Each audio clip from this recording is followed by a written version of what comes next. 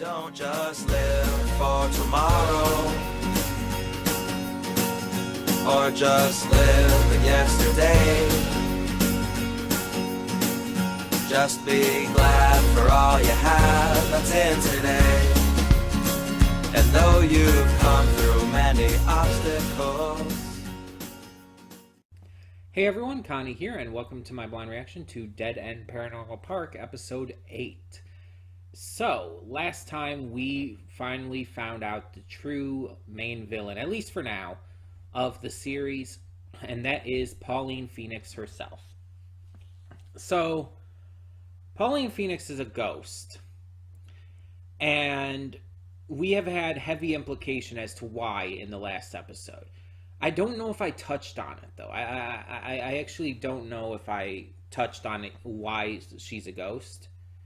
But it is heavily implied in the episode that there was this life insurance commercial she shot. Obviously, we know about that. Obviously, we know Barbara was trying to find that ad to prove something. But we find out that even a super fan like Nora didn't know about this.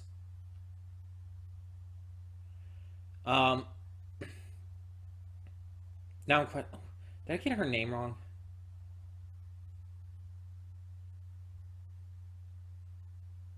I think I got her name wrong. Hold on. That's gonna bother me. But even she didn't know about this, meaning that it was kind of covered up. Norma. There's an M there, I forgot. Norma didn't even know about this, which means it was covered up. And so that's pretty interesting. But Barbara was trying to find it, and I guess trying to publicize it, trying to reveal it. It's very heavily implied that something happened during the life insurance commercial. And it's, I think, made obvious enough that it probably was, Pauline's death. Something probably happened, some kind of accident or something that caused her to die, and now she's a ghost, and she's kind of seemingly behind, from what we can tell, all the disappearances and the issues going on. But the question is, why? Now, the one thing she doesn't seem to be behind is Tema Lucas. That seems to be a completely separate thing, but everything else regarding it seems to be her doing. And so she's at least one of the main antagonists as of now. But at the end of last episode, after Norma's entire world was shattered because how much she looked up to Pauline and how she idolized her, Barney, her, Courtney, Pugsley, they were all sucked into the TV. And so I guess they got away from her for the time being, but what is this going to mean? What's going to happen? So it's going to be interesting to see for sure. I'm very invested in this series. You guys will have seen that it's on my current favorite shows of all time list. That's because of how much I just love it. It's fantastic with its representation of queer people, of people with autism and stuff, of a lot of things, honestly. And not only just having that representation, but doing it so fucking well. And on top of that, telling a genuinely good story, even outside of just the representation. With some compelling characters, some compelling situations. I love it. It's fantastic. I may not be as outwardly hyped about it as something like the Owl House or Centaur World or something, but I'm still very much feeling the hype around it. It's just, I guess, not as physically out there, but I've never been great at expressing myself physically, so to be fair. But yeah, I'm excited to see where this goes next. We've only got 3 episodes left, 8, 9, and 10. So hopefully it gets in order for another season, but we'll have to see. Excuse me. In the meantime, We're just going to get this started and hope for the best. So when the screen fades to black, pause this redirect and go to the description below. Follow the link to the reaction, and after you watch it, come back here to the redirect and resume play.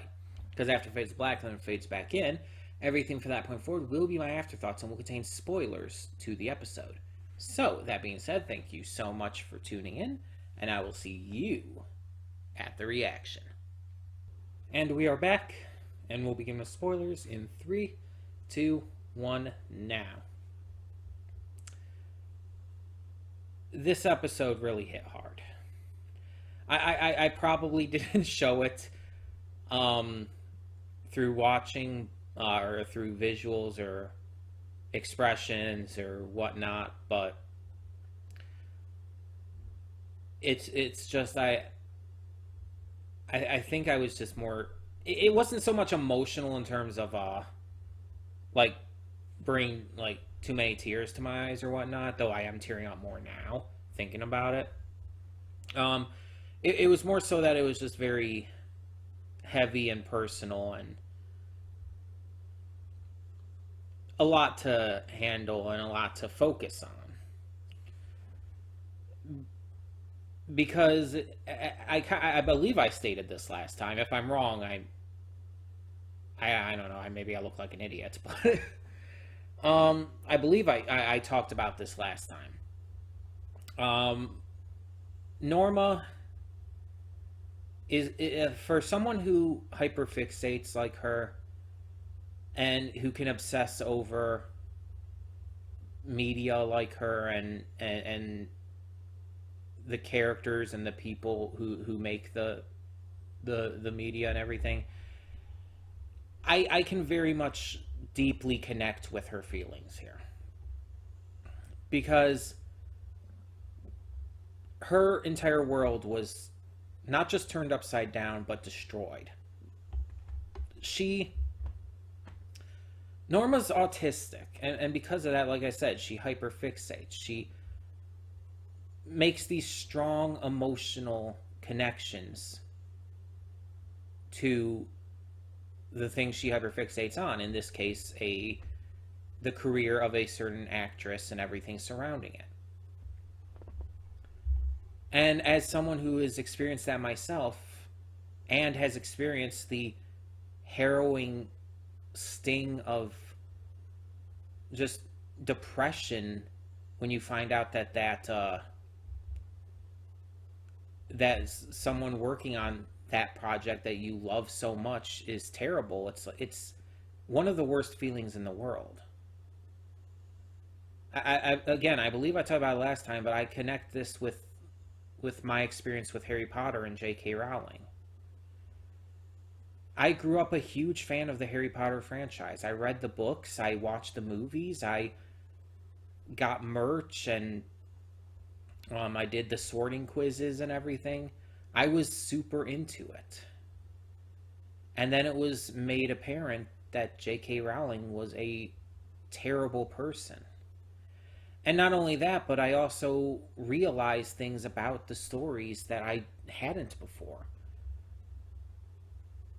Just things connected to racism and anti-Semitism and stuff that I just didn't know about before. And it was very, very hard for me because, again, I was really into it. And I've stated this before, but even one of the characters in the Harry Potter franchise, Luna Lovegood, was one of my biggest inspirations for realizing I'm a girl. And coming to terms with that and being able to come out. It was huge for me. And so to find all this stuff out and to see how absolutely fucking terrible Rowling is, it broke me, and I very much broke down and cried many times over it. And I eventually just had to leave it behind completely. I couldn't get into Harry Potter anymore in any way, or the Fantastic Beasts movies or anything, because of finding all this out and everything. And it just, not only did it ruin my experience, but I can't justly see myself taking part in any of it again.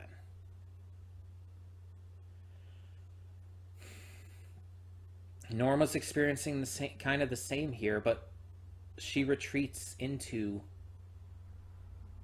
something that makes her more comfortable. When they're transported into this world of all of these movies and shows and whatnot that Pauline Phoenix did, Norma realizes it pretty much right away, but chooses to stay there instead of face the reality of the situation. She chooses to remain there and play the role rather than to come to terms with the fact that her hero, someone she looked up to so greatly, is a terrible person and is now currently an evil spirit. And it's absolutely heartbreaking to see Norma so broken that she's running away from this so adamantly. Like, there was multiple points where I was genuinely on the verge of crying, just because, again, I kind of know what it feels like. And when she finally really broke down in the end, it's like, I mean, granted, thanks to some prodding from Courtney, it really did hit me hard at that point. And it's not even just Harry Potter. There's other things that I've experienced this kind of thing with too,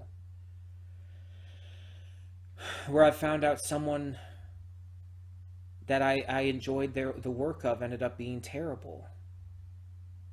I mean, there's Vic Mignogna, Chuck Huber, so many out there. Kevin Spacey, people who I loved the work that they've done in movies and shows and whatever, and to a point still even do. But also acknowledge now that they are absolutely horrific, terrible people. And I can't get over that. Because it's like, again, these are people I looked up to, people I really, really loved.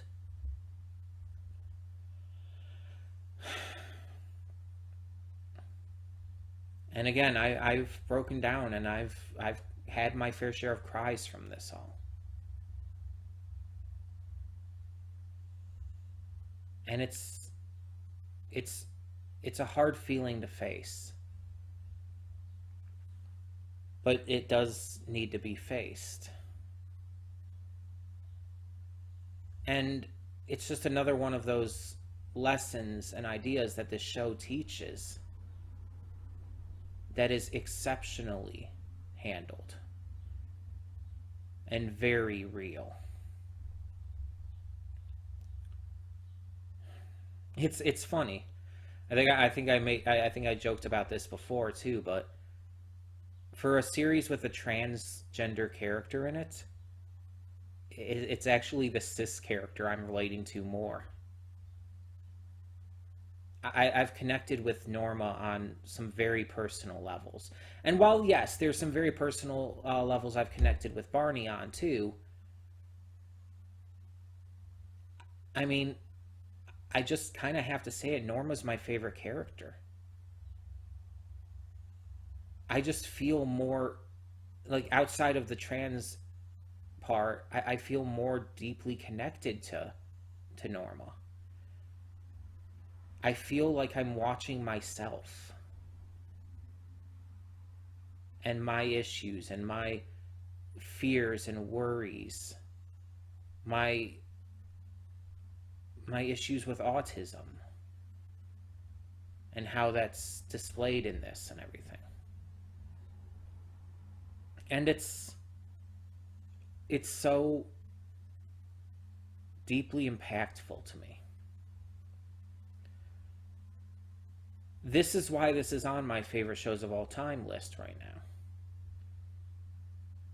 because this show does this kind of important, heavy lifting for the queer community, for the autistic community, and for just so many others.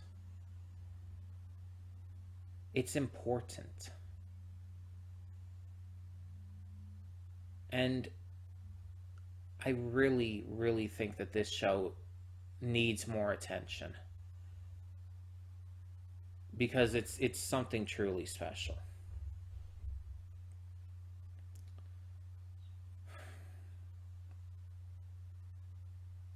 Seeing and hearing Norma cry nearly broke me, because again, connecting so hard to her on such a personal level, I saw myself in that moment.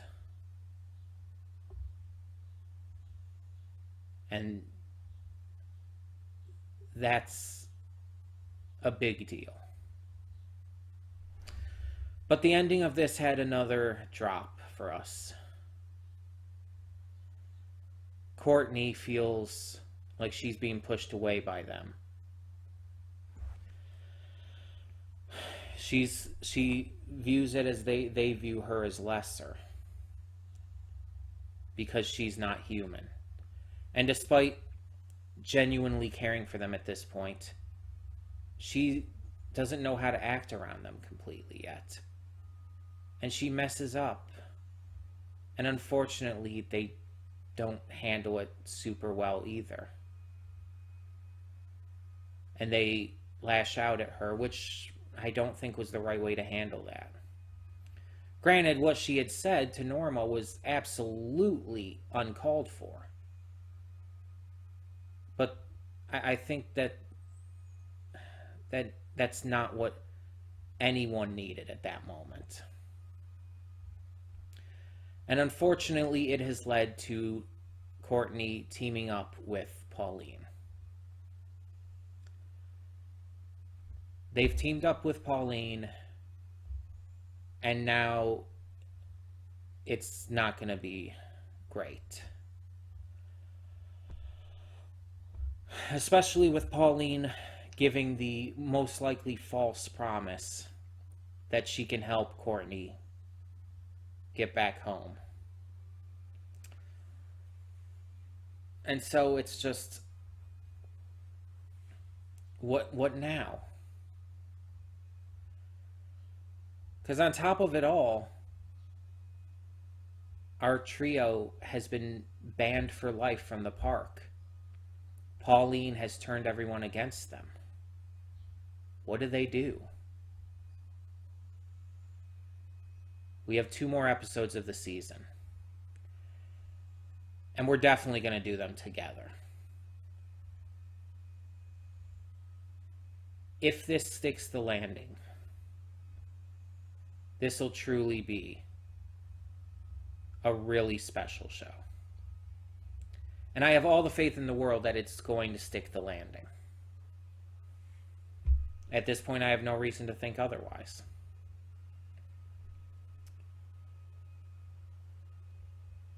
But I would love to hear your thoughts.